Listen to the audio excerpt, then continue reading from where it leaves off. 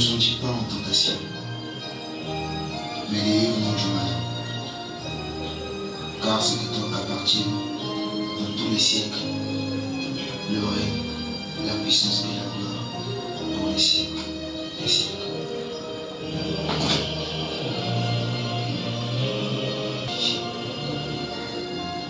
Ton règne est venu sur la terre. Ta volonté sera exécutée par les hommes. Merci pour ce grand bonheur que tu as fait. Devant vous, quelqu'un que peut-être certains maîtrisent déjà, mais d'autres aussi ne me connaissent pas jusqu'aujourd'hui. Ce n'est pas grave, vous finirez par me connaître. Alors, mais nous allons parler d'abord d'un homme qui a séparé l'histoire de notre humanité, qui est Jésus-Christ. Alors, quand Jésus, le Fils de Dieu que nous connaissons, que nous prions partout dans toutes les églises, mais nous ne l'avons pas vu, nous avons écouté, et la foi vient de ce qu'on entend voit de la parole du Christ. Alors nous avons écouté son témoignage, mais personne de nous ici l'avait touché de son doigt. On nous a seulement parlé d'un homme. Et cet homme a séparé l'histoire de notre humanité, après Jésus-Christ et avant Jésus-Christ. Alors, lorsqu'il a apparu en Israël, le Fils de Dieu, au début de son ministère, il fait une entrée dans la synagogue, là où il y avait les anciens de l'Église. Il y avait les docteurs de la loi, les sadducéens, les scribes, tout le monde était là. Et quand lui, il rentre, il prend le rouleau d'Ésaïe, il lit les écritures qui le concernaient. Mais il y avait bel et bien beaucoup de prophètes qui étaient passés avant Jésus-Christ. Il y a eu des juges, il y a eu des patriarches, il y a eu tous ces grands esprits. Mais il prend la partie qui le concerne. Et il dit que cette parole s'accomplit aujourd'hui. Tremblement de terre en Israël, il ne fallait pas que la prophétie puisse s'accomplir. Alors, la bataille de Jésus devait commencer parce qu'il est venu dire que tout est accompli aujourd'hui. Et à son départ, il laisse un disciple qui aussi a troublé notre entendement dans l'Église parce que jusque-là, on n'arrive pas à comprendre exactement qu'est-ce que Jean, le disciple du Christ, nous parle dans le livre d'Apocalypse. C'est un livre mystérieux, rempli de mystères, que jusqu'aujourd'hui, nous les hommes de Dieu, lorsque nous lisons ces écritures, on ne se situe pas. On n'arrive pas à se situer exactement dans ce livre profond. Et même Jean, lorsqu'il voit les visions dans ce livre, dans ce livre d'Apocalypse, dans sa révélation, Dieu lui fait avaler le livre. Parce qu'il y a des choses qu'il ne pouvait pas comprendre au 1er siècle. Chemin faisant, Dieu est un Dieu des temps et des circonstances. Il est le Dieu des époques.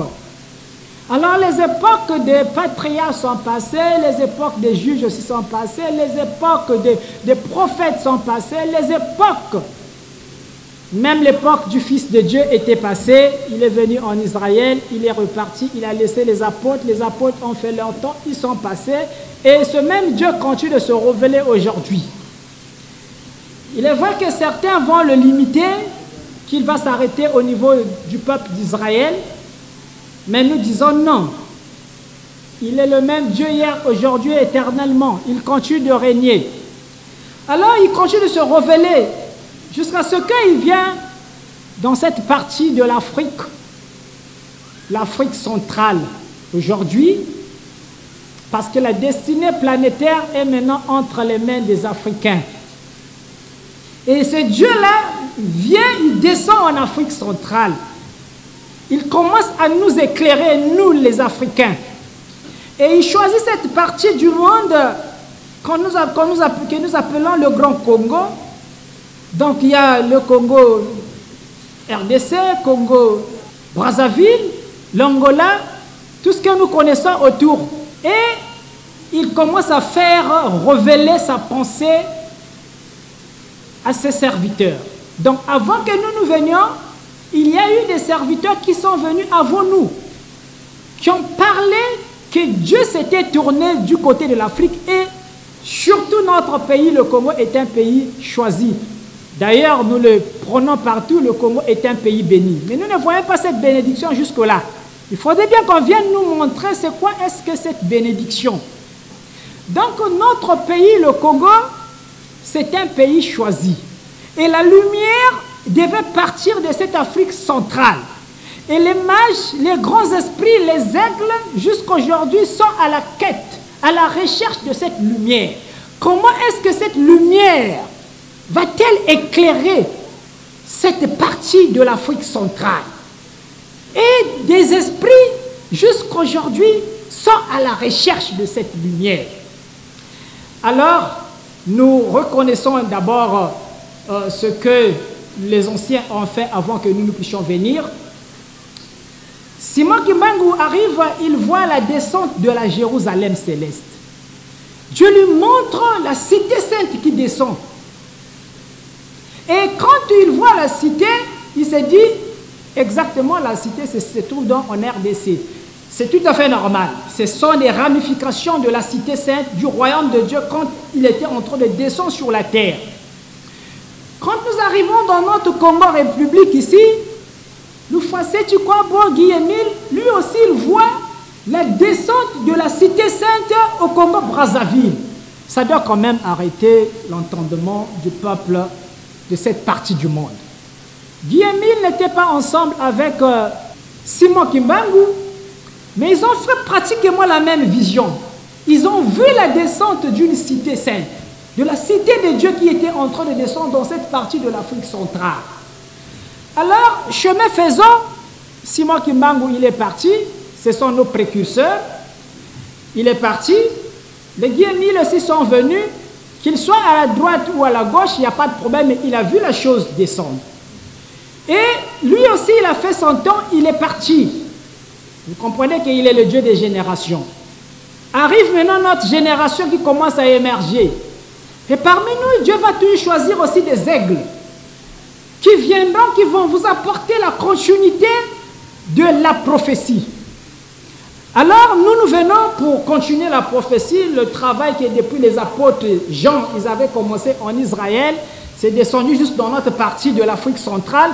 Dieu devait laisser le peuple d'Israël parce que c'est un peuple qui s'était mal comporté devant la face de l'Éternel et il devait tourner le dos au peuple d'Israël.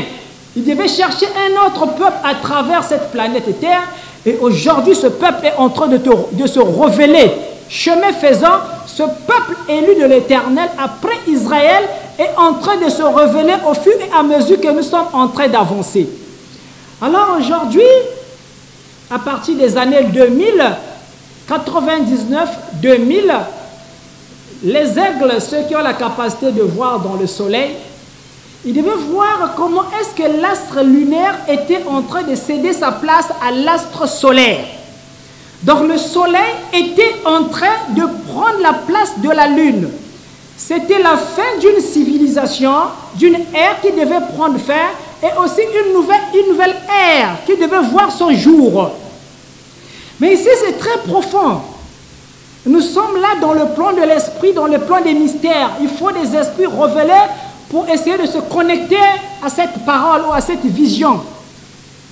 Et donc, j'essaie de situer le peuple pour comprendre où est-ce que nous sommes en train d'aller, d'où est-ce que nous sommes partis. Parce qu'un vrai prophète, lorsqu'il vient sur la terre, c'est vrai que nous sommes nombreux des prophètes, il y a des prophètes majeurs, des prophètes mineurs, mais un vrai prophète aura des indices parce qu'il doit situer le peuple dans le temps et dans l'espace. Il doit avoir la maîtrise du temps et aussi de l'espace. Et donc, autour des années 2000, il y avait passation de cycle de vie. Le cycle lunaire devait céder sa place au cycle solaire. Voilà pourquoi je rappelle, puisque j'ai parlé de l'Afrique centrale, du Congo, RDC, Congo, Brazzaville, je vous rappelle, pour que nous puissions nous situer dans la prophétie. On est toujours en train de cerner cette prophétie. Au Congo, Brazzaville, on chante l'hymne la congolaise. Et l'hymne la congolaise, c'est une prophétie qui parle d'un soleil levant. Et ce soleil, c'est une prophétie qui doit s'accomplir au Congo-Brazzaville. Là, toujours, Dieu est en train d'orienter son peuple pour converger vers là où se trouverait installée cette lumière quand ça viendra dans le monde. Donc le Congo est déjà pointé du doigt. L'hymne se révèle. En ce jour, le soleil se lève. Une longue nuit s'achève. C'est une prophétie qui se trouve bel et bien dans les Écritures. Alors, aux années 2001, Dieu fait appel à son messager qui est en face de vous. Il l'appelle, il l'interne. En 2001, il est encore très jeune, autour de 25 ans, mais Dieu l'appelle. Il dit, tu dois rester à l'écart du monde ambiant. Mais personne ne peut accepter ça étant qu'un jeune de cet âge-là. Personne ne peut accepter, ne pas sortir, ne pas voir tout ce qui se passe, ce monde ambiant. Mais Dieu te dit, tu restes à l'écart. Alors, Dieu va interner donc votre frère congolais pour lui révéler des choses qui doivent arriver. Alors, pendant plusieurs années, de 2001, aujourd'hui nous sommes en 2023, il est resté sur place, discipliner les cellules, discipliner les atomes et recevoir des informations pour comprendre la portée des visions que l'Éternel était en train de faire descendre sur la terre. Alors, voilà comment le messager de l'Éternel, ici en face de vous, qui est votre frère congolais, a matérialisé l'arche de l'Éternel qui est derrière moi. Et l'arche dans notre ère, c'est un vaisseau, une navette spatiale, qui vient pour ouvrir un nouvel âge, une nouvelle ère. Alors quitter de l'ère lunaire pour faire basculer l'humanité dans l'ère solaire. Alors tout ceci c'est très profond. Le peuple de Dieu s'est déplacé pour venir comprendre un peu le mystère de ce que Dieu a fait descendre sur la terre au Congo-Brazzaville. La civilisation solaire est descendue au Congo-Brazzaville. Mais c'est quoi est-ce que cette civilisation solaire? Jean, au 1er siècle, il voit dans ses visions, dans le livre d'Apocalypse chapitre 21, pour vous dire que tout ce que les Simon Kimbangu, les Guy Émile sont venus proclamer, c'est Jean qui commence la vision en Israël. Mais l'accomplissement ne se passe pas cette fois-ci en Israël. Dieu vient choisir l'Afrique centrale pour accomplir ce que l'apôtre Jean était en train de voir en Israël. Alors, Jean voit la descente d'une cité sainte qui devait descendre. Dieu le montre une nouvelle terre. Et aussi Dieu lui montre un nouveau ciel. Mais à l'entendement de notre Église, comment est-ce que nous comprenons la vision de Saint Jean? C'est exactement la partie choisie de l'accomplissement de cette prophétie. C'est dans cette Afrique centrale, le Congo RDC, et Dieu vous amène, vous converge vers le Congo Brazzaville. Et cette fois-ci, que veut dire la nouvelle terre? Que veut dire le nouveau cieux? Ce sont là les énigmes qu'aujourd'hui, une nouvelle vague des messagers de l'Éternel s'élève pour venir apporter cette lumière au peuple de Dieu, pour expliquer que lorsque Jean voit la descente de la nouvelle terre, ce n'est pas cette terre physique qui disparaîtra, mais attention, dans la manière que nous expliquons, où nous comprenons les prophéties, la terre, ce sont le changement des comportements, des habitudes des humains sur la planète Terre. Et aussi quand Jean voit les nouveaux cieux, Ce n'est pas le ciel étant que le ciel physique, la lune, les étoiles, le soleil qui va disparaître. Ce n'est pas ça. Quand Jean voit les nouveaux cieux, le nouveau ciel, c'est notre nouveau logiciel mental. C'est-à-dire la manière de penser, la manière de réfléchir. Nos habitudes doivent changer à travers la planète Terre. Mais cette fois-ci, ça devient encore plus profond. Mais je ne vais pas aller loin. Je vous laisse le temps, vous les fils de Dieu, vous vous êtes déplacés. Nous allons vous présenter les attributs solaires qui sont descendus parce qu'il est question de civilisation. Lorsque Jean est en train de voir la terre nouvelle, quand Jean est en train de voir le ciel, le nouveau ciel, et il parle là d'une civilisation. C'est une civilisation céleste qui était en train de descendre sur la terre. Mais Dieu travaille toujours avec quelqu'un. Voilà pourquoi aujourd'hui, un messager est né au milieu de vous qui vous présente les attributs d'une nouvelle civilisation pour vous dire que nous quittons d'un monde à un autre. Nous quittons d'une terre à une nouvelle terre. Nous quittons d'un ciel à un nouveau ciel. Alors aux enfants de Dieu qui se sont déplacés, peut-être qu'ils auront des questions à poser en face de leur messager. C'est vrai que le messager cache comme un mystère puisque chacun l'appelle selon que l'esprit le révèle de l'appeler. Mais lui-même, il ne s'est jamais autoproclamé jusqu'aujourd'hui. Mais c'est un messager de l'Éternel qui vous apporte les preuves, qui vous amène dans un nouveau cycle de la vie. Alors, pour ce faire, peut-être que les enfants de lumière vont nous apporter, au moins pour aujourd'hui, que le peuple de Dieu puisse voir au moins les chiffres solaires qui sont descendus sur la terre, qu'on puisse avoir quand même des indices de cette civilisation. Nous avons l'art solaire qui est descendu. Vous êtes venus, vous êtes en train de voir le milieu par rapport au quartier. On dirait que ce milieu-là n'existe pas dans ce quartier Vungu. Mais c'est ici. Dieu, il travaille dans son alchimie. Il sait comment il confond les faibles, les forts par les plus faibles. Alors donc, nous vous présentons l'art solaire. Je vous ai présenté l'arche de l'Éternel qui est descendue. Et l'arche, c'est une navette spatiale que je vous ai expliqué. Et maintenant, si les enfants de lumière sont au point de nous apporter des chiffres solaires, au moins ça aussi, le peuple de Dieu aura besoin de voir les nouveaux chiffres parce que nous allons quitter de la base 10 de comptage lunaire et nous allons basculer dans la base 13 de comptage solaire. Donc les 12 portes de la Jérusalem céleste se révèlent à nous aujourd'hui. Et nous allons voir les clés de chaque porte de la Jérusalem céleste dans l'univers et aussi sur la terre. Donc nous allons laisser, peut-être que le modérateur va faire rentrer les enfants de lumière pour permettre que les fils de Dieu puissent voir ces mathématiques solaires qui sont descendues sur la terre.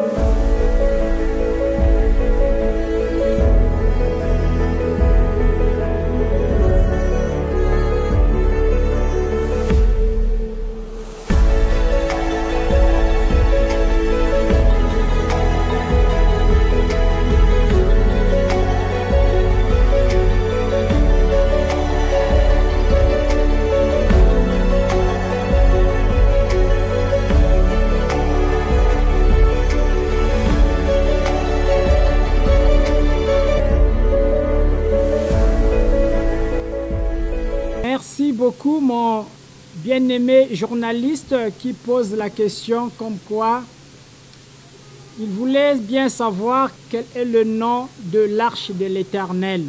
En se référant aux voitures de ce monde, comme il venait de le dire, nous avons des marques Toyota, Mitsubishi, Peugeot, tout ce que nous connaissons dans ce monde. Ces noms sont attribués à ceux-là qui ont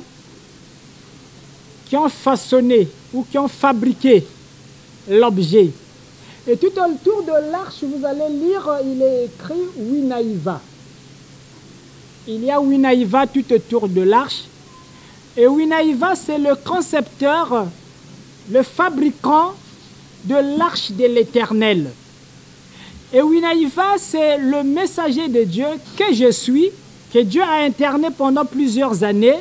Et dans mon internement, et j'ai travaillé dur jusqu'à matérialiser cet engin qui se trouve en face de vous. Donc on peut l'appeler aujourd'hui l'arche de Winaïva, comme on appelait l'arche de Noé ou l'arche de Moïse. Merci beaucoup toujours à notre bien-aimé journaliste qui veut savoir le nombre de piliers qui caractérisent l'arche de l'Éternel. Bon, quand il parle de piliers, je pense qu'il a déjà écouté les enseignements de la fraternité ici. Donc l'arche, les piliers, ce sont ces pointes-là de l'arche. Donc derrière, ici ça c'est l'arrière, il y en a 2, et à la devanture aussi il y en a 2. Donc l'arche vient avec 4 piliers. Et ces 4 piliers, devant nous avons le pilier de la justice. Donc l'arche de l'Éternel vient avec le pilier de la justice, le pilier de la rigueur, c'est-à-dire qu'il y aura aussi la rigueur. Dieu va travailler avec nous, mais il y aura aussi la rigueur dans le travail. Et il y aura aussi le pilier de la miséricorde et aussi le pilier de l'autre côté de l'amour. Donc, il y aura l'amour, il y aura la rigueur, il y aura la miséricorde et il y aura aussi la justice. Voilà les 4 piliers qui sont sur l'arche de l'Éternel, je peux dire à mon bien-aimé journaliste. Ma première question, vous avez dit tout à l'heure que les terres africaines, notamment en Afrique centrale, étaient éclairées sur le plan moral et spirituel. Et que diriez-vous de aussi et du corps à qui sont transférés des corps des terres saintes? La deuxième question, quels sont les signes qui montrent réellement que l'Afrique centrale est éclairée? Sa question, il veut savoir qu'est-ce que nous allons dire de Kibossi, qui est aussi une terre sainte qui a été proclamée en Afrique centrale. Je dirais tout juste que toute chose a son nombre. Et si tout objet a son nombre, lorsque la cité sainte aussi descend, elle reflète son nombre sur la terre. Et les esprits qui sont éveillés de l'autre côté de l'invisible ont la capacité de voir l'ombre.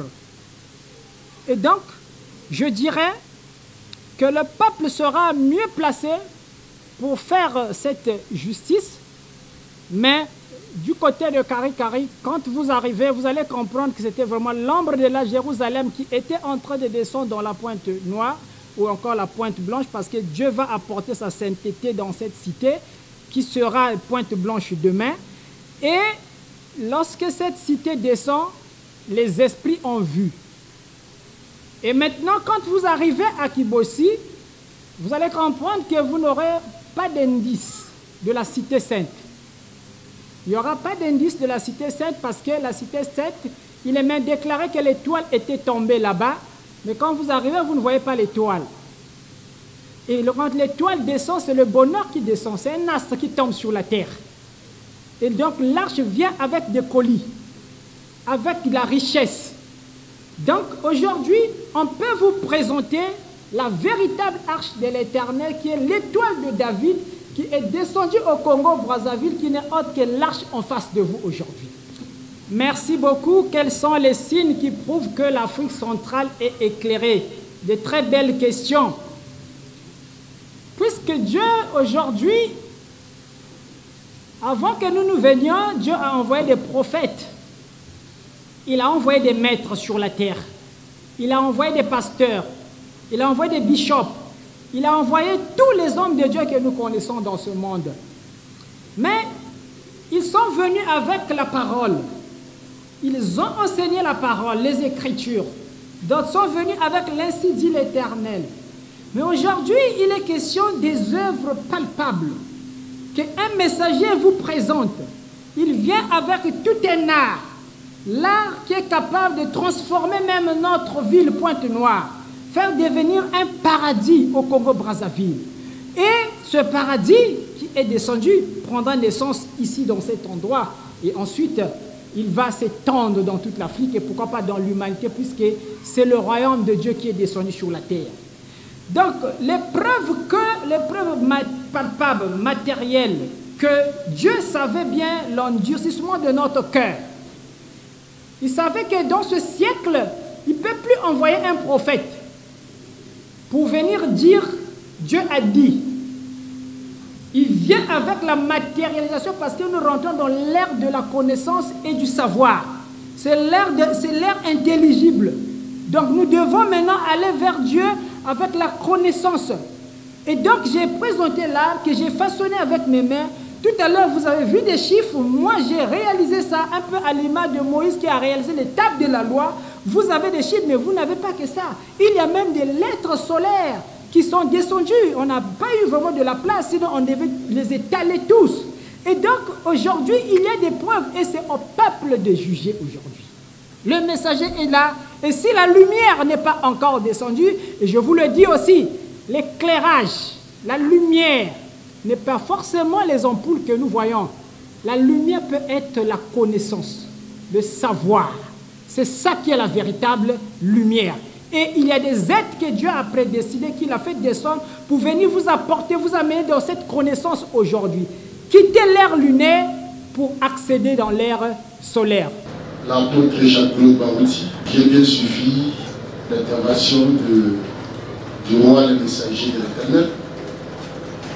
Ma préoccupation, c'est ici.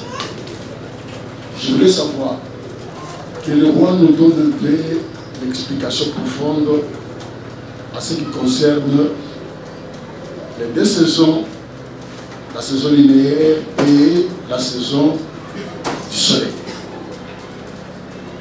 Et ma deuxième question, je voudrais savoir, parce que je vois des lettres, il y a aussi des chiffres. C'est-à-dire que les messagers, par rapport à sa mission qu'il avait décidé de la part du Seigneur, quand nous voyons les chiffres et les lettres, c'est-à-dire qu'il y aura une Bible, ou comment, parce que les chiffres là, c'est ce qui viendra remplacer ce que nous avons aujourd'hui, ou comment. C'est ça ma préoccupation. Merci. Merci beaucoup à notre bien-aimé apôtre qui vient de poser une très belle question. La différence entre l'ère lunaire et aussi de l'autre côté l'ère solaire. Je dirais tout simplement que lorsque nous sommes en pleine lune, nous pouvons voir à peine. On ne peut pas bien distinguer les choses dans la lune. Quand on pose un objet à 10 mètres, on ne peut pas bien distinguer la chose. Mais c'est seulement lorsque le soleil apparaît, c'est de là qu'on peut voir les choses exactes avec l'exactitude possible. Et lorsque Jésus vient dans ce monde, il vient trouver l'Ancien Testament. Et l'Ancien Testament était l'ombre des choses à venir. Et quand Jésus vient, lui, il est la véritable lumière. Il dit, je suis la lumière du monde. Donc, il vient pour éclairer cette fois-ci l'humanité. C'était une ère solaire qui s'était levée dans cette époque. Et maintenant, aujourd'hui, une fois de plus, nous allons monter, gravir encore d'autres marches. Dieu est dans l'évolution. Dieu est dans l'évolution. C'est vrai que parfois, nous voulons lui ramener toujours dans le passé. Mais non, Dieu, il est dans l'évolution. L'évolution, c'est lui. Il veut que même notre Église évolue aujourd'hui. La manière que les Abraham ont connu Dieu, ce n'est pas la même manière que nous, aujourd'hui, on doit croire en ce Dieu-là. On doit aller plus loin. On doit percer. Donc, dans l'ère de la lumière, c'est l'ère de la connaissance. La Bible dit, la connaissance de Dieu remplira le monde. C'est-à-dire, quand j'enseigne, je dis, les églises dans lesquelles nous sommes plongés aujourd'hui, demain ne seront plus, ne vont plus exister. Parce que tout le monde aura la connaissance véritable du divin. Mais qu'est-ce qu'on ira encore faire dans l'église? Donc chacun de nous est un Dieu. Un petit Dieu qui s'ignore, un Dieu avec petit d. Mais l'homme que nous voyons là ne connaît pas sa véritable nature. Et dans cette ère de lumière, il y aura la connaissance à la portée de tous. Vous aurez tous la lumière et vous allez comprendre même les mystères les plus profonds de la divinité qui étaient enfouis depuis la nuit des temps. Et jusqu'à aujourd'hui, dans la Bible, quand nous voyons, il n'y a que des énigmes dans la Bible. C'est un livre énigmatique. Et donc c'est dans ces siècles de lumière que Dieu envoie des nouveaux enseignants pour commencer à ouvrir des énigmes qui sont dans la Bible. Voilà pourquoi au départ, j'ai commencé de parler de la nouvelle terre et aussi des nouveaux cieux. C'est très profond. Qui aujourd'hui, quand on n'a pas la révélation, on ne peut pas expliquer ça. C'est quoi est-ce que la nouvelle terre? Est-ce que c'est cette terre-là qui va disparaître? Dieu va-t-il détruire cette terre et envoyer une autre terre qui viendra supplanter la première? Ou bien comment ça se passe? Est-ce que le ciel là va disparaître? Un nouveau ciel va apparaître? Ça reste comme des suspens dans nos têtes. Alors voilà pourquoi aujourd'hui, nous voulons aller vers ce siècle de lumière, le siècle de l'intelligence, le siècle de la connaissance, le siècle du savoir. Par rapport aux lettres et aux chiffres, est-ce que ces nouveaux chiffres et ces nouvelles lettres vont supplanter les premiers chiffres et les premières lettres qui existent? Alors moi, je pense que ici, on parle de civilisation. Quand ces outils-là descendent, quand Dieu fait descendre ces outils sur la terre, les Africains aujourd'hui pleurent. Ils disent que l'Afrique n'a pas de civilisation. Les Africains, ils n'ont pas de civilisation. Il faut aller en Europe, aller peut-être aux États-Unis, un peu partout pour aller voir les pays civilisés. Et aujourd'hui, Dieu se tourne vers l'Afrique. Il dit, mais c'est possible que l'Afrique aussi puisse décoller. Et pour décoller, vous devez avoir votre propre civilisation de base. Voilà pourquoi Dieu vous fait descendre les outils de base qui constituent le socle d'une civilisation, votre propre écriture. Et on aura des nouveaux chiffres qui sont des chiffres solaires, les chiffres de la Jérusalem céleste. Et ces chiffres-là, ce sont des mystères qui vont se révéler chemin faisant, qui viendront développer notre faculté et notre mental, nos cerveaux. Donc les cerveaux seront excités par ces chiffres, puisque ces chiffres sont des clés que Dieu a fait descendre pour ouvrir l'intelligence des Africains. Donc tant que vous n'avez pas une écriture à la base, en allant étudier avec les écritures des autres, vous ne pouvez jamais prétendre avoir une civilisation qui va fleurir en Afrique. Voilà pourquoi nous venons avec ces bases, avec cette fondation. Et donc, c'est à vous les Africains de voir. Chemin faisant, oui, nous allons supplanter, parce que le nouveau monde ira plus vite que l'ancien. Dans le nouveau système de comptage, les nouveaux chiffres, nous avons la base 13 en mathématiques. L'ancien monde a évolué dans la base 10, c'est-à-dire nous avons les chiffres de 0 jusqu'à 9 qui forment la base 10 des mathématiques. Mais aujourd'hui, nous avons des chiffres de 0 jusqu'à 12. Et à partir de 13, on commence à associer les chiffres. S'il y avait le tableau, on allait faire une petite démonstration, mais ça viendra prochainement certainement. Et donc là, nous basculons dans la base 13 des mathématiques. Donc le monde à venir, il y aura plus de 3 chiffres qui vont rentrer dans le Père, le Fils et le Saint-Esprit, qui rentrent en action. Et donc ce monde-là va filer plus vite que le monde ancien, que le monde lunaire. Donc voilà ce que je peux dire. Les Africains doivent avoir d'abord confiance en eux, comprendre qu'ils ont reçu quelque chose, se lever avec leurs outils et s'imposer aux yeux du monde. Et vous allez voir que nous allons pourchasser les anciens chiffres petit à petit. Ça sera écrit dans les écoles. Les enfants vont apprendre ça. Nous allons les apprendre. Et déjà, même là, il y a de ceux qui sont en train d'apprendre ça déjà, je vous le dis. Et c'est à vous de venir regarder et que tous nous puissions voir comment bâtir la nouvelle Afrique. Merci beaucoup. C'est l'apôtre Jean-Claude Barouti. Vraiment, j'ai béni le Seigneur parce que je vois qu'il y a encore la continuité, l'évolution en ce qui concerne la révélation. Vraiment, nous sommes venus découvrir encore des dimensions, des vérités cachées. Et nous voyons qu'il y a encore beaucoup de choses à découvrir avec le Seigneur. Vraiment, nous bénissons Dieu pour cette lumière de la connaissance, avec le messager qui nous a apporté encore la lumière, il nous a ramenés dans des chambres qu'il y a beaucoup de personnes qui ignorent. Et par rapport à sa vision de son temps, le message que le Seigneur lui a donné, vraiment nous sommes bénis par ça. Et nous savons que ce n'est pas la première fois de venir. Et nous allons encore en profiter, de venir écouter encore. Parce que ce qu'on a découvert, que cet homme de Dieu, il a des profondeurs de révélation. Vraiment, c'est un messager. Il y a beaucoup de choses de Dieu en lui que nous avons encore bénéficié au travers de lui aussi. Vraiment, nous sommes bénis par cette conférence. Moi, je le confirme et je le dis parce que je l'ai entendu parler et le Seigneur a fait que je sois là. Je l'ai entendu et je sais que c'est un messager de l'Éternel. C'est un homme que Dieu a appelé, il lui a donné un message et par rapport à ce que j'ai vu par mes propres yeux, vraiment, non commettre. Son message est plus basé dans la parole de Dieu. C'est ça la source. Et c'est là que j'ai certifié et par le Saint-Esprit de Dieu en nous. Et j'ai découvert que cet homme de Dieu, il a reçu le véritable message de l'Éternel. Parce que ce qui sort de sa bouche, vraiment, il n'y a pas à commenter. C'est non commettre. Vraiment, c'est un messager de l'Éternel.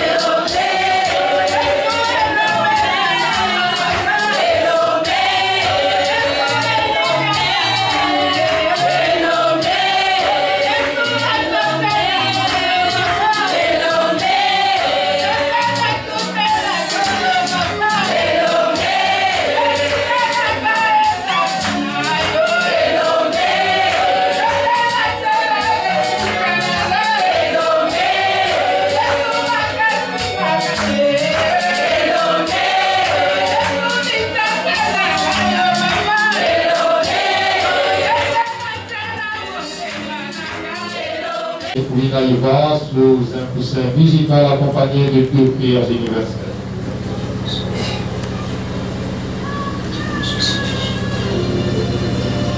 Que ton règne vienne, que ta volonté soit faite sur la terre comme au ciel. Donne-nous aujourd'hui notre pain quotidien.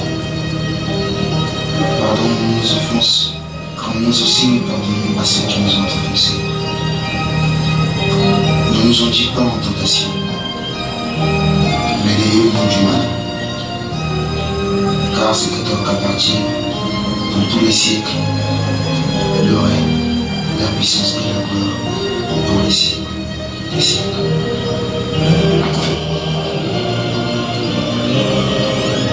Notre Père qui est parmi les humains et dans les cieux, que ton nom soit sanctifié, ton règne est venu sur la terre. Ta volonté sera exécutée par les humains. Merci pour ce grand bonheur que tu as fait descendre au milieu des hommes. Aide-nous à ne plus être pécheurs de ta divine présence. La puissance de ton esprit nous soutient à chaque fois.